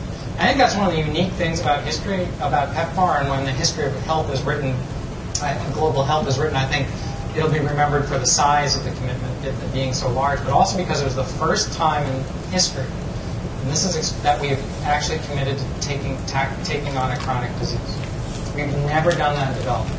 We do vaccines, we do TB, malaria, kind of easier one. This is not something we can ever do out. So that's why we've promoted health systems, because you have to have a chronic care delivery system if you're going to take care of this problem. But it also means a long-term commitment. And that's why the reauthorization is so important, because it put out there a 4-year commitment to not only continue, but to expand this program. And all of the U.S. government programs are in 5-year increments. And it's not just a 5-year commitment. That means the fact that we could reauthorize for 5 years means that this commitment will continue in anyone's judgment for as long as it's needed. Our own welfare program is a 4-year program. Our own domestic age program is a 5. All U.S. government programs are in this increment. So the 5 years is actually a pretty aggressive and good commitment. And then it's anticipated will go forward. I think the most important thing is the bipartisanship.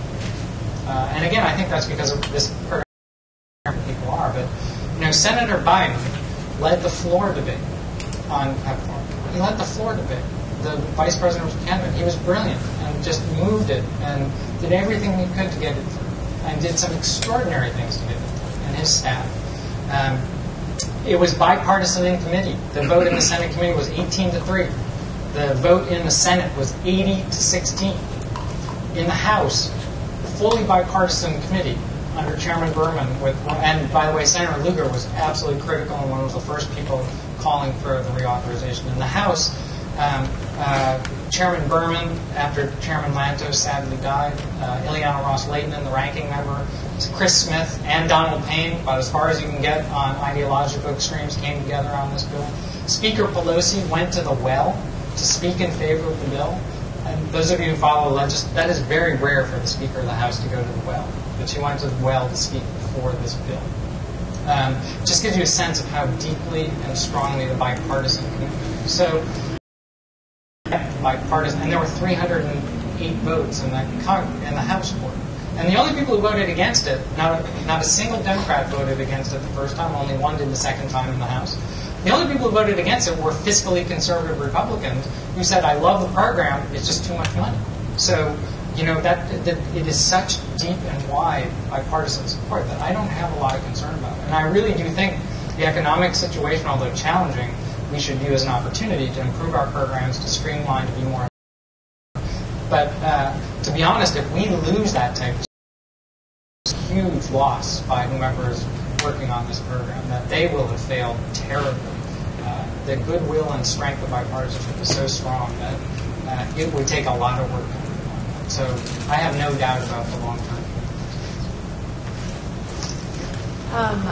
While I recognize and really understand the significance of HIV/AIDS, I also know that there are a lot of other issues facing the health world, and I was just wondering what you think about the emphasis placed on this disease over a lot of other problems. I think it's an excellent question, and I think that really is one of our challenges, and actually responsibilities for the, although we've tried hard in this last 5 years to work on it. I do think AIDS is unique. Now, I am very biased. I've been in AIDS for 20 years, and I went into so I am a biased person on this, but AIDS is a unique disease. It's the leading killer in sub-Saharan Africa. It's the #1 cause of death in sub-Saharan Africa. And unlike most infectious diseases, and this is pragmatic and terrible, but that's the type of world we live in, most diseases, infectious or otherwise, kill the very young and the very old. It's a huge tragedy, huge loss to a community. AIDS is fairly unique in that it kills 15 to 50-year-olds, which means it is taking out a generation of the most reproductive and productive part of society. Teachers, parents, healthcare workers, people who work, factory workers. I was just having a meeting with the ambassador from Tanzania to the United States. He put it in very personal terms that his country lost a generation of the middle class who was building the next generation for that country. It's true in sub-Saharan Africa. It is not true in Latin America or Asia, where it's a different type of epidemic. But in sub-Saharan Africa, if we don't get AIDS right, we will not get the rest of development. It is that simple, including health. If you're losing all those healthcare workers, you're losing all those parents, you can set whatever Millennium Development Goal on maternal health you want get it. Now, the real challenge and opportunity and real responsibility is to take what's been built for HIV/AIDS and to use it for those other health issues. So we're supporting literally hundreds of thousands of healthcare workers. We're supporting the salaries of 100,000 healthcare professionals in sub-Saharan Africa. They are reaching tens of millions of people in their homes. It doesn't take much to incrementally add on maternal health to what they're doing. It doesn't take much to add neglected tropical diseases. The president also has a neglected tropical disease initiative. He's committed to a third of what's needed to control or eliminate neglected tropical diseases. All we're asking from the rest of the G8 is for $500 million for 5 years to completely eliminate or control all neglected tropical, 7 of the major neglected tropical diseases that affect a billion people and stuff. We couldn't get $500 million for 5 years. But if you're going to someone's home, you can do neglected tropical diseases. We did something amazing with malaria. If you're going out to someone's home every week, you can take a bed net. So we delivered 500,000 bed nets in a 6-week period in Zambia through an infrastructure we built for home-based HIV care. And they go every week so they can make sure the nets are hung. What was happening with a lot of bed nets is we were delivering them, but there wasn't enough education, so people were just sticking them under their beds. They don't work so well if they're under their bed. And so you have the opportunity to build out on these programs. And by the way, 2/3 of the cost of delivering that bed net is the delivery system, not the net itself. if that's already paid for, you now save 2/3 of your money so you can go buy a lot more nets. That's the kind of stuff we have to do. Sadly, we're not doing anywhere near enough of it. A lot of it has to do with bureaucratic siloing and turf. And we could get over a lot of these problems if we connected the pieces of development. And that's why I say we could do 20 to 40% more. We could be saving far more young women from dying if we would just build on the systems we already have. And that's our real challenge. And that's our real opportunity. And I think the economic situation gives us that opportunity. And it's our responsibility. How can we let bureaucracy take the lives of people? So that's something I really think we need to focus on for the future. But you're right. And it's a complex thing, but we should, again, turn it around and take it as an opportunity.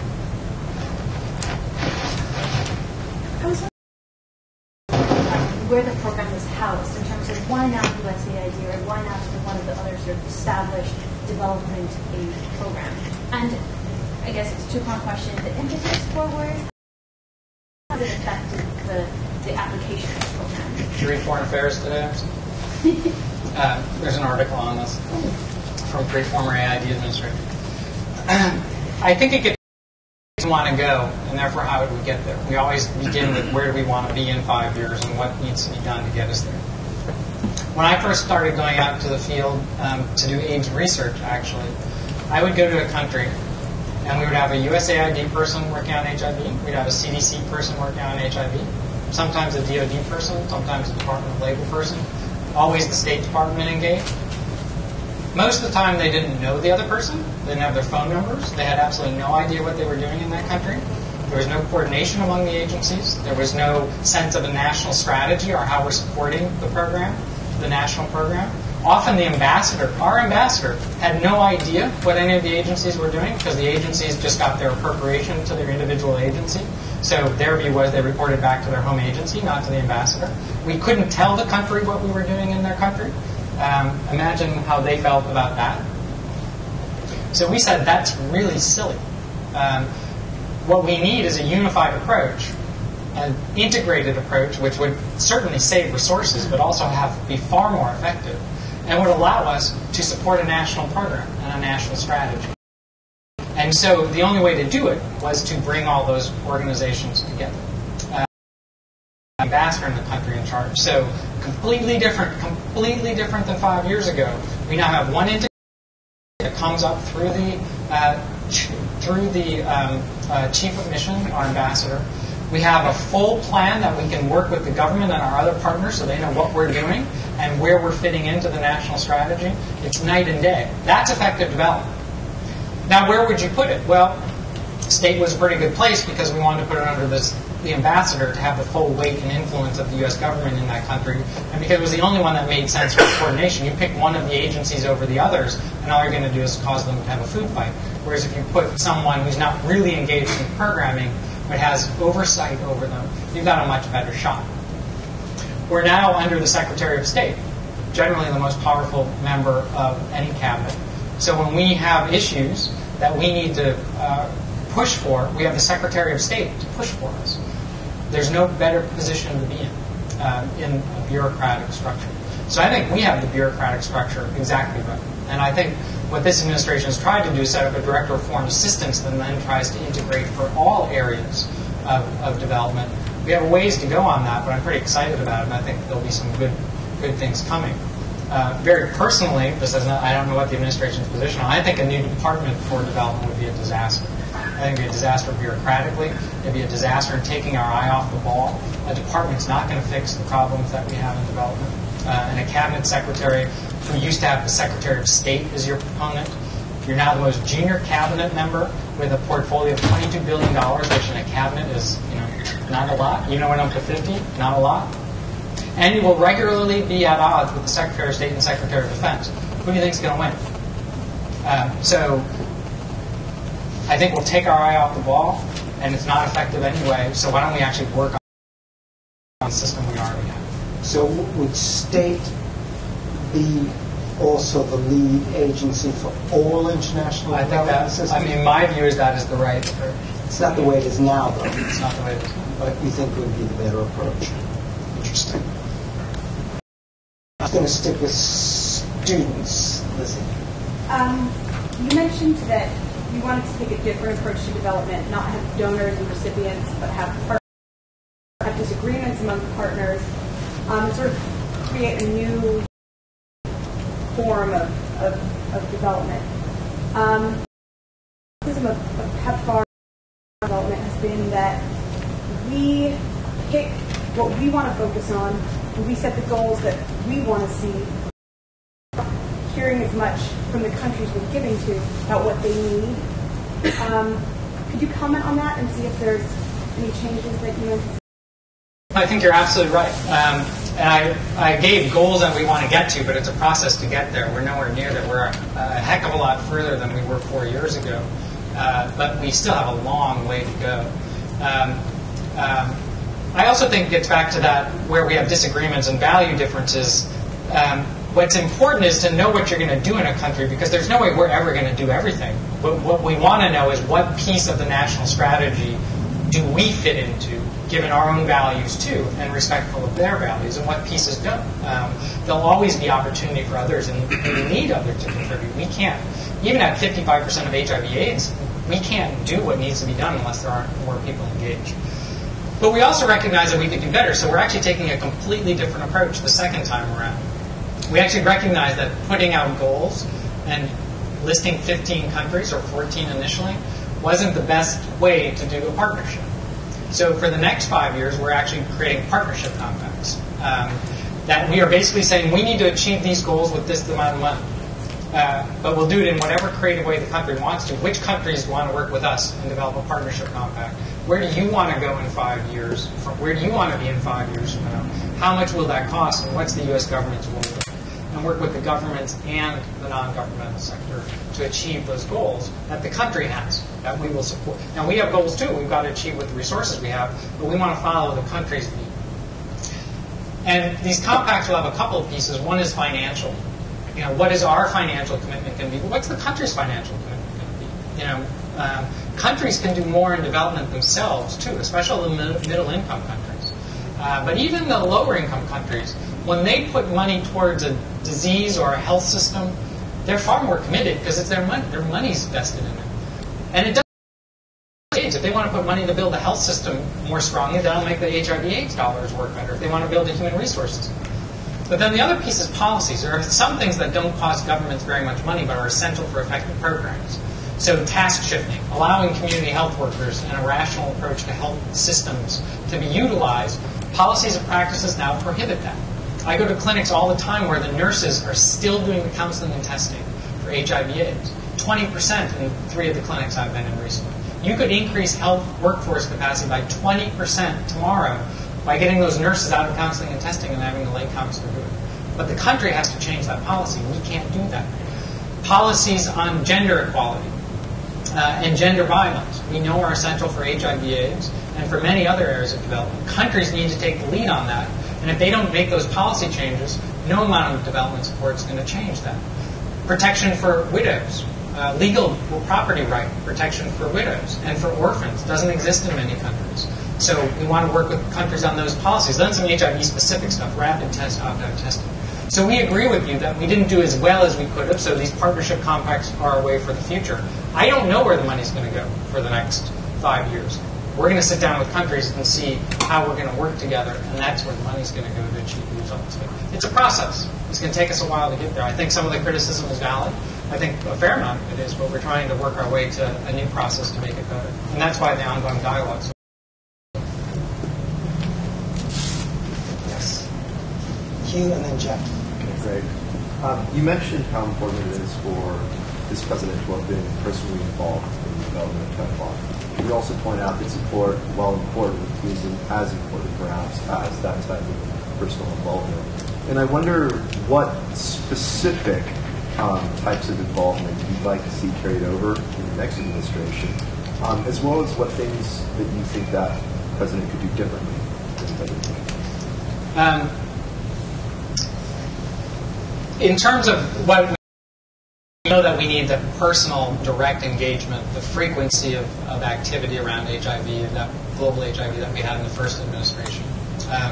because I think we're so established. But in the early days, we absolutely needed it to get that interagency process together.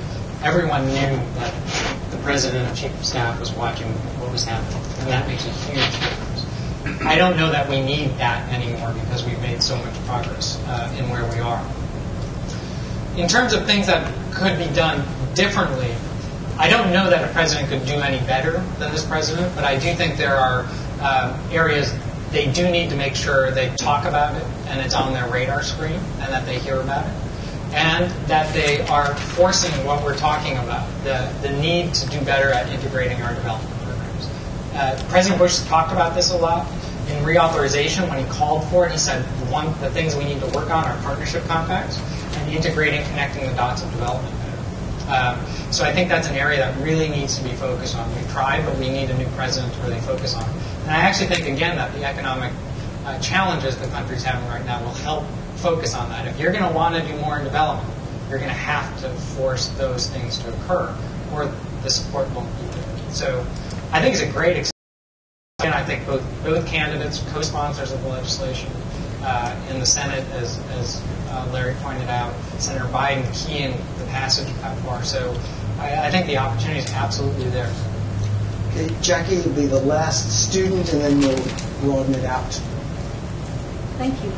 Before you were mentioning about abstinence and faithfulness, and I'm a bit concerned that the focus on abstinence and faithfulness without promoting condom use is going to fuel stigma, because people are now looking at HIV/AIDS as sort of a moral issue, and then that's going to prevent people from coming out and testing, coming out and declaring the status. And yet, in countries like Uganda, it was because of that openness that led to reduction. I couldn't agree with you more. You can't do it without condoms. So far, since Pepfar started, the American people have provided 2 billion condoms. 2 billion. As Peter Piot from UNAIDS has said, more than the rest of the world put together. So condoms are very much a part of what we do. They're an important element in prevention. The difference is it's not the only element in prevention. And it really is a process. I mean, you're beginning to have effect. It's very difficult to change a 25-year-old thing. We know this from smoking and from many other public health areas. You really need to get to 5-, 7-year-olds and begin the process there. And what are you going to tell a 5- or 7-year-old? I mean, this is enough that you're going to teach them to delay their sexual activity. As they get older, you teach them to also reduce partners or be faithful. And then as you get older, and in our program, we have an age of 14 in school, then you also have condom education. And provision of condoms, we don't provide condoms in schools, but outside and everywhere else.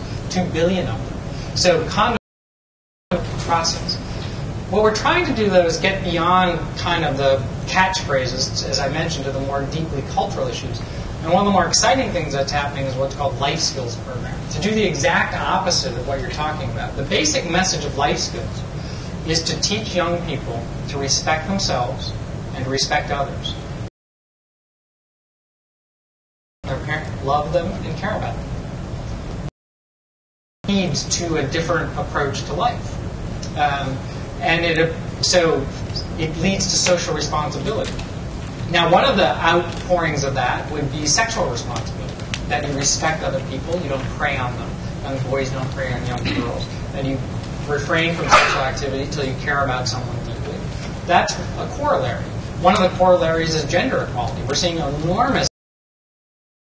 enormously encouraging data right now that these types of programs are changing gender dynamics. So it's really fundamentally changing how people feel about themselves, how people look at themselves. And Larry started with a quote from the president on hope. There was recently an article that I just loved on the economics of hope. When you create a hopeful environment, you look at life differently.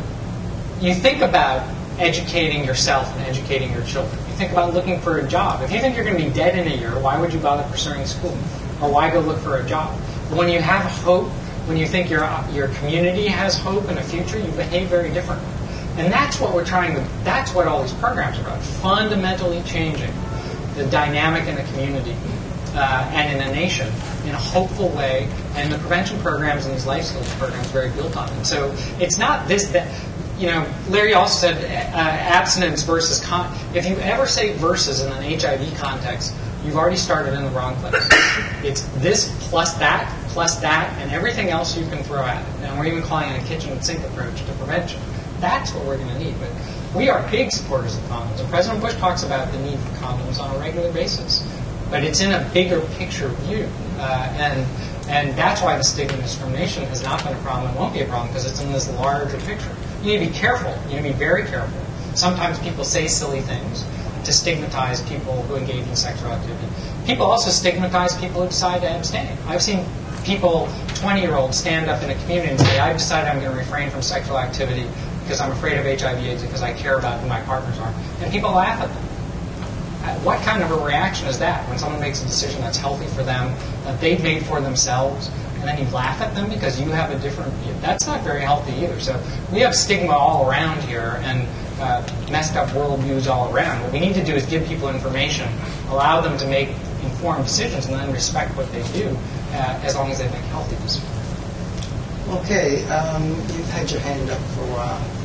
Yeah, I was hoping maybe you could talk a little more. You mentioned a few times about trying to address gender inequality, and a lot of the criticisms of Pepfar have been, we heard a panel last week talk about the disproportionate impact on adolescent girls in Africa and as a result of the AIDS epidemic. And also, there seems to be, and your answer earlier seems to contradict this, or at least a perception, the quote-unquote gag order about prostitution and sex workers actually does prevent care from getting to sex workers and people who are victims of trafficking. And so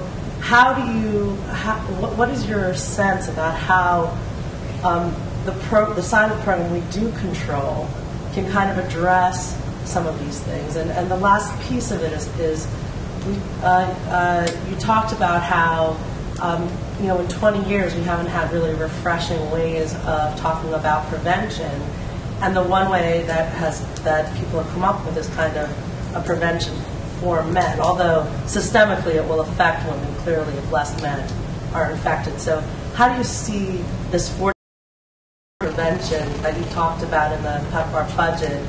How do you see your role and the role of the program in addressing some of these really core gender disparities that seem to be systemically ignored in some ways? Well, first of all, I don't know that 40% will be used for prevention. That's just what's allowable with the directives. It's going to depend on what makes sense in the hydraulics of the budget. On the prostitution issue specifically, first of all, the impact will be very small, but the only way for services not to be provided is that an organization refuses to provide them because they won't agree when they sign their grant that they're opposed to prostitution and sex trafficking. That's their choice. So they decide not to provide the services. We make every effort we can to make sure services are then provided if they, for example, are closing down services. But then others win the competitive award to provide the services. So last time I checked, we have about 150 programs around the world that provide services to those engaged in prostitution and sex trafficking. As I said, I go out of my way to see them. We're the only ones providing these services in many hard-hit areas like Cote d'Ivoire and Ghana and Haiti and others. And the programs are robust, and so there is no problem providing services to these populations. In fact, we encourage and promote the use of these programs because we have to have them. First of all, it makes sense from a public health perspective to have them, and secondly, it's the only way you can have a compassionate response. But the issue of gender is much broader than issues of prostitution and sex trafficking. About 700 million, or was it 900, I can't remember the number right now, dollars of our resources went for programs that had a gender component. And it's actually not true that men is the program that people have focused on. It's one of multiple programs that people have focused on, including ICRW and the gender groups, who push for men's programs because men have to be part of the solution too, because they're a big part of the problem. And men as partners programs and programs that teach men a different type of behavior, men reducing their partners by 50% to active. That's hugely empowering for women because they're changing male behavior. targeting men and the community for gender transgenerational sex. We have a whole campaign to sometimes stigma is a good guys, older men and prey on younger women. And it's actually had a tremendous impact in the communities where we've started so far. But then fundamental things are empowering women, basically empowering women, because they are more effective. One thing is ensuring they get services. 60% of our treatment services are for women right now. About 70% of our counseling and testing services are for women right now. And more than 50% of our orphan programs are for girls and women right now. So certainly from a service delivery standpoint, we're making sure that women are engaged. But for the long term, we have to change gender inequality, which in many of the societies we work is a major issue. And that's why these fundamental programs that are trying to teach life skills programs to respect yourself and respect others, including girls. It's not just boys respecting boys. And I have to say, some of the early data and some of the early anecdotes are really extraordinary. I was in a school in Botswana where we started one of these programs, and they were early high school students. And we, after the form, together and started asking them questions. And the girls answered all the questions. That is incredibly unusual in an African context. Usually the men get to answer first, and then so the change that's occurring is incredibly exciting. Now, the other components we're looking at are also things like microfinance and other educational and other opportunities for women. Again, I don't know. We're doing the programs and we're evaluating their impact on HIV. There's no question from the work ICRW and others have done in South Africa and India that these programs empower women and change men's attitudes. But when they looked at HIV, there was actually some evidence that it increased the HIV rate. Because, again, people with a little more money can go to bars. People with a little more money can engage in and can move around. And so we don't know the impact. Some people actually hypothesize the reason Botswana's had so much difficulty containing their epidemic is because so many women are affluent and the marriage rate is 33%. And if you go to a bar in the middle of the night in Botswana, there are as many women as men. Also very unusual for an African context. So we don't know yet. We need to know the answer to that, though, because we don't know. There are anecdotes, there's little pieces of data here and there. What we want to know is if these basic gender empowering activities decrease HIV rates, in which case we will go into them big time. If they don't, they're still really important to do, but that's then the purview of USAID, and then we'll link our programs to those. So we need to know. But there's a whole complex array of programs being conducted now. I mentioned in our compacts, this is a key issue for us. Because a lot of things we can't do anything about. You need laws, you need activities, you need enforcement of the laws. And then you need a cultural context in which people take a different view. And that requires the local leaders to step up from all segments of society. So part of these partnership compacts are, we're not asking for a lot of money. We're asking you to change your policies and practices to get over gender inequality and deal with the churches and the private sector and the governments. And that's a fundamental. We're not going to work in a country unless they commit to do that. So we're taking a pretty proactive and strong stance on this. But it's a process. We've got a long way to go. I think we've had some. Certainly had a good beginning, but we have a long way to go, and we're going to tackle this epidemic and development in general. Okay, the last question is going to be from the AIDS Law Project in South Africa, and then I'll sum up. Can I throw in a very brief comment to start? Just, Mark, linked to the comment earlier about the amount of the resources that have been allocated to treatment. Certainly from our side, activists working on the ground in South Africa, with quite a number of criticisms of Pepfar, that's not one of them. And we certainly recognize, for all the reasons that you identified, why treatment, and why putting a lot of money into treatment is so important. But in addition to that, I'd like to add the connection that we've made between having the widespread availability of treatment and the impact that has on prevention services, in particular uptake of testing. And for a long time, not having treatment services or widespread availability of services has undermined prevention interventions quite significantly. The question I want to ask you, and I'm not sure if you're the right person, but earlier on, right at the beginning of your introduction, you spoke about trade being an integral part of development, and I would question the manner in which trade, as it has been kind of practice through the USTR in many ways has undermined, in my view, has undermined development. So whether it's pushing for free trade agreements, cement in very strong intellectual property protections, or investment chapters that give private corporations the ability to sue developing country governments, and then increasingly we see movements on trade and services. I think that a lot of those developments are going to undermine a lot of the work that you are doing.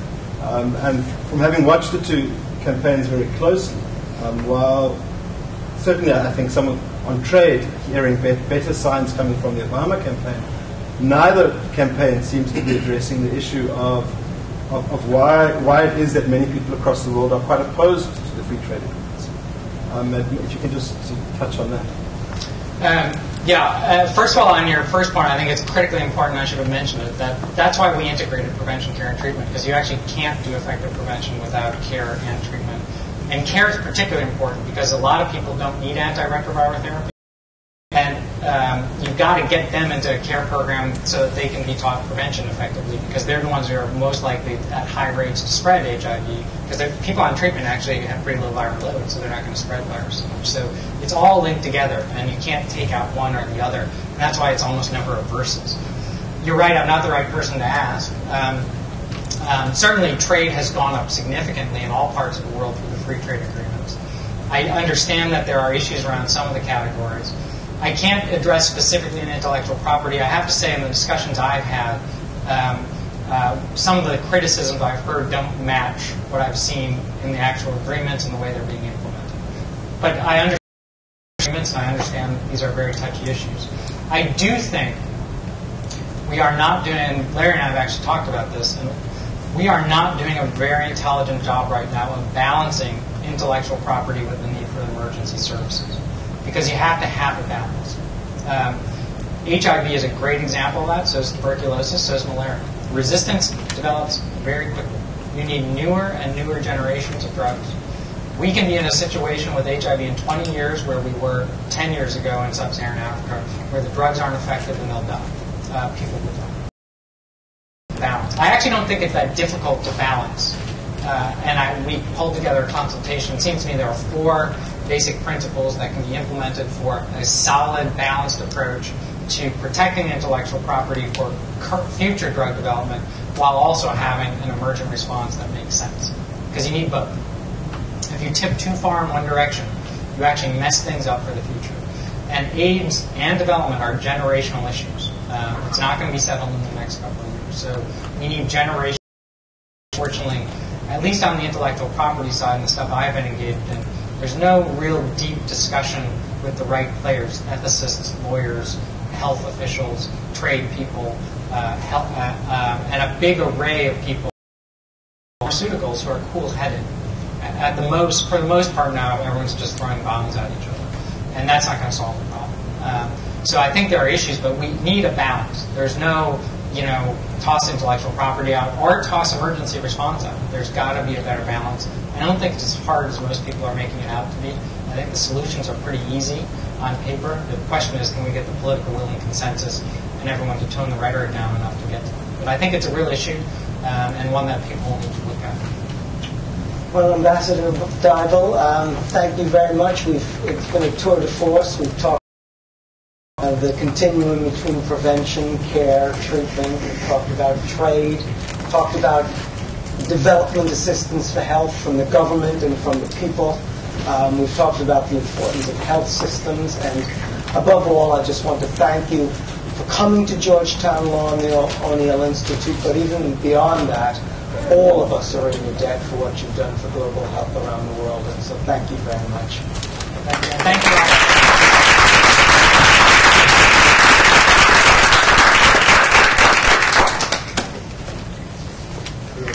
And now we can have some refreshments.